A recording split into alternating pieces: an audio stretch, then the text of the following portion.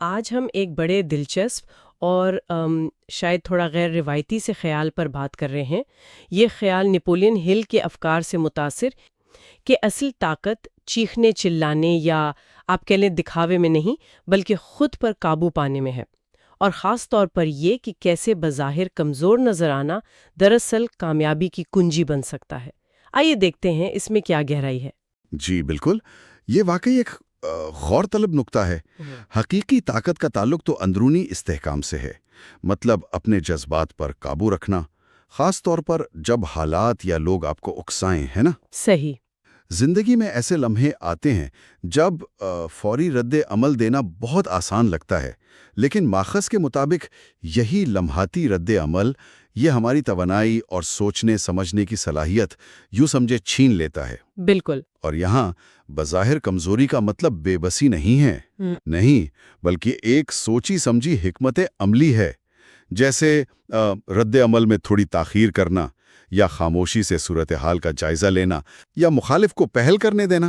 بالکل، اور ویڈیو میں اس بات پر کافی زور دیا گیا ہے کہ یہ جو فوری جذباتی رد عمل ہوتا ہے، خاص کر غصے یا اشتعال میں، وہ کتنا نقصان دہ ہو سکتا ہے۔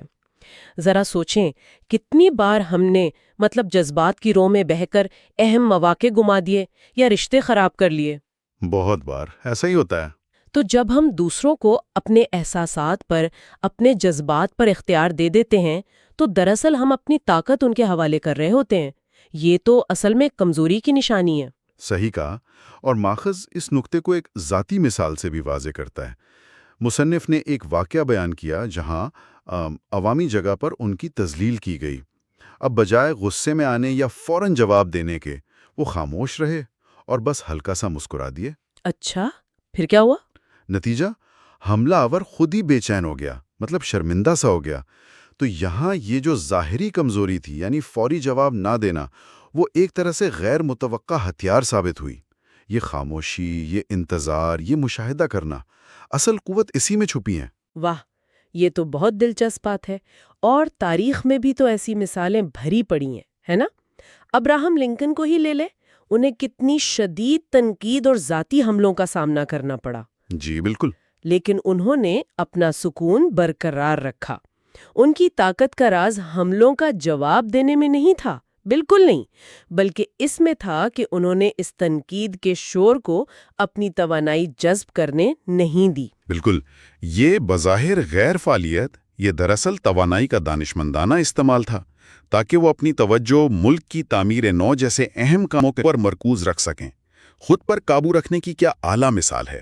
اور یہ اصول صرف بڑے لیڈروں تک ہی محدود نہیں ہے نا، یہ ہماری روزمرہ زندگی میں بھی اتنا ہی کارآمد ہے۔ یقیناً، روزمرہ زندگی میں ٹریفک میں کوئی غلط کٹ مارے تو ہارن بجا کر اپنا بلڈ پریشر بڑھانے کے بجائے اسے جانے دینا، دفتر میں کسی ساتھی کے طنزیہ جملے پر غصے سے جواب دینے کے بجائے شاید مسکرا دینا، یا کسی غیر متوقع رکاوٹ پر ہمت ہارنے کے بجائے پرسکون رہنا۔ ہاں، وہ جو محرک اور ہمارے رد عمل کے درمیان ایک مختصر سا وقفہ ہوتا ہے نا، اصل طاقت وہیں چھپی ہے۔ صحیح۔ اینڈریو کارنیگی کی حکمت عملی کا بھی ذکر تھا، وہ بھی دلچسپ ہے۔ ہاں، وہ ظاہراً کم اہمیت یا کمزور نظر آتے تھے، جان بوجھ کر، جس کی وجہ سے ان کے حریف انہیں کم آنکتے تھے اور غلطیاں کر بیٹھتے تھے، جن کا فائدہ پھر کارنیگی اٹھاتے۔ ہاں، اور یہ جو ظاہراً کمزور یا غیر اہم نظر آنے کی بات ہے، اس کا ایک اور پہلو بھی ہے۔ ویڈیو کے مطابق لوگ اکثر ان لوگوں کے سامنے زیادہ کھل کر بات کرتے ہیں جنہیں وہ اپنے لیے خطرہ نہیں سمجھتے۔ بالکل، محفوظ محسوس کرتے ہیں۔ تو اس طرح جو شخص خاموشی سے صرف مشاہدہ کر رہا ہوتا ہے، اسے کتنی قیمتی معلومات اور اندر کی باتیں پتہ چل جاتی ہیں۔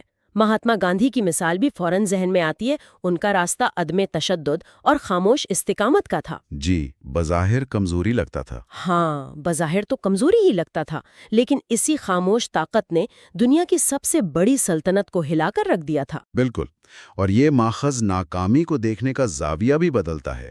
اسے سفر کا اختتام نہیں سمجھتا، بلکہ تربیت کا ایک حصہ۔ مصنف اپنے ذاتی دیوالیاپن کی کہانی سناتا ہے، یا ہنری فورڈ کی ابتدائی ناکامیاں دیکھ لیں۔ جی یہ مثالیں بتاتی ہیں کہ شکست دراصل ترقی کا بیج بن سکتی ہے، لیکن شرط یہ ہے کہ اسے استاد مانا جائے، اس سے سیکھا جائے۔ اور یہاں بھی خود پر قابو رکھنا اہم ہے، مطلب ناکامی کو اپنے اوپر حاوی نہ ہونے دینا۔ بالکل۔ اسی طرح یہ جو بیرونی شور ہوتا ہے، تنقید، توثیق، اس کو نظر انداز کرنے کی صلاحیت، یہ بھی بہت کلیدی ہے۔ تھامس ایڈیسن کی مثال کتنی شاندار ہے، ہزاروں ناکام تجربات، سوچیں ذرا۔ ہاں، ان پر کتنی تنقید ہوئی ہوگی، کتنا مذاق اڑایا گیا ہوگا۔ لیکن انہوں نے یہ سارا شور نظر انداز کیا اور اپنی توجہ صرف اور صرف اپنے کام پر مرکوز رکھی۔ اپنی توانائی اس بات پر ضائع کرنے کے بجائے کہ دوسروں کو کچھ ثابت کرنا ہے، نتائج پر توجہ مرکوز رکھنا کہیں زیادہ اہم ہے۔ یہ بھی تو خود پر قابو رکھنے کی ہی ایک شکل ہے۔ صحیح۔ اور دباؤ کے حالات میں پرسکون رہنا، یہ تو حقیقی طاقت کی ایک بہت واضح علامت ہے۔ ونسٹن چرچل نے دوسری جنگ عظیم کے دوران جس شدید ترین دباؤ میں ثابت قدمی دکھائی، وہ غیر معمولی تھی۔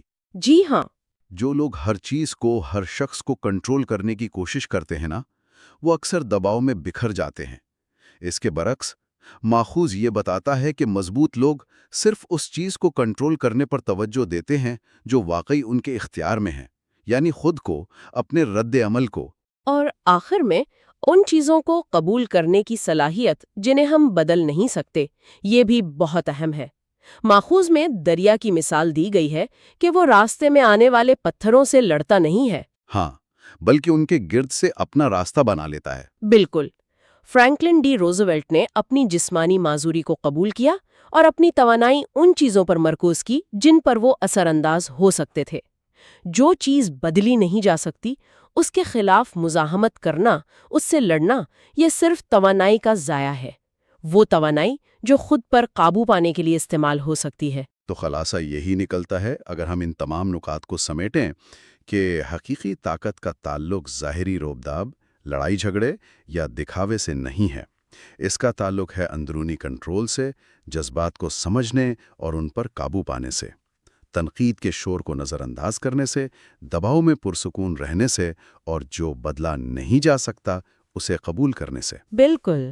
اور اکثر یہ طاقت بظاہر کمزوری کے بھیس میں چھپی ہوتی ہے، جو دراصل ایک بہت دانشمندانہ حکمت عملی ہے۔ صحیح۔ اور سامعین کے لیے ایک سوال چھوڑے جاتے جاتے، کیا آپ کی زندگی میں کبھی ایسے مواقع آئے ہیں جہاں فوری رد عمل دینے یا ظاہری طاقت دکھانے کی خواہش نے دراصل آپ کو نقصان پہنچایا ہو؟ اور اس کے برعکس، کیا کوئی ایسا لمحہ یاد ہے جب بظاہر کمزور رویہ جیسے خاموشی اختیار کرنا یا صبر سے کام لینا طویل مدت میں زیادہ فائدہ مند ثابت ہوا ہو؟ اس پر ضرور غور کیجیے گا۔